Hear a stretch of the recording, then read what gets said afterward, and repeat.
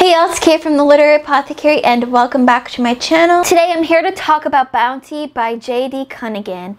This is book 1 in the Jill Anderson mystery series. I gave this one 4 out of 5 stars and I'll talk about why in just a minute. But first, let's just get straight to a spoiler-free summary of this book, because as I was reading this book, I was really excited to talk to y'all about it. I need other people to go out and read this book because it was very unique. Imagine the story of Captain America with the technological makeup of the Terminator and the badassness, kick-assness of Buffy the Vampire Slayer or, Black Widow. All of them combined into one give us Jill Anderson, our main character. So it's a self-pub sci-fi superhero murder mystery. Jill Anderson is part human, an army vet, and part cyborg. During the day, she's a detective with the Baltimore Police Department. At night, she's a vigilante superhero.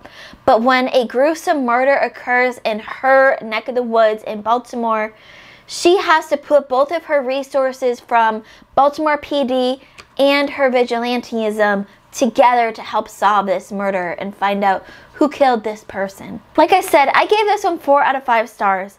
The strongest CAWPILE categories for me were the atmosphere and the setting, and these were especially important and really helpful because we had some flashbacks happen in this book that weren't necessarily marked as flashbacks per se, but you could tell by the atmosphere and the setting that it was a flashback compared to a modern day part of our modern day plot line, which I thought was really done really well. Usually I am a stickler for saying, okay, this is a flashback. We need some kind of a prose to signal to this.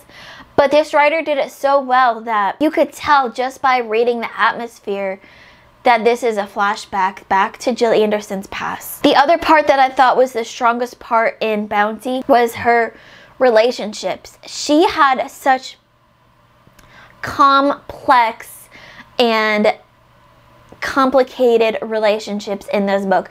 You never knew what was going on with any of these relationships, whether they were good or whether they were bad, or if they were just in the middle, if they were good going bad or bad going good. They were so complex that I had to keep reading just to find out what was happening in these relationships. So A+ for the relationships. Now, the parts that didn't work the best for me was the plot, which at times felt a little bit predictable. It felt a little bit like, okay, we're going here.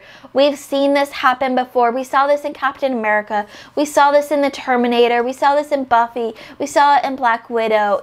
All of those big tropes that I mentioned at the start of this video became reasons why this book at times was a little bit predictable. And also why there wasn't as much intrigue for me, because we've seen these tropes before. They've been done, and they've been done in comic books and movies and regular books.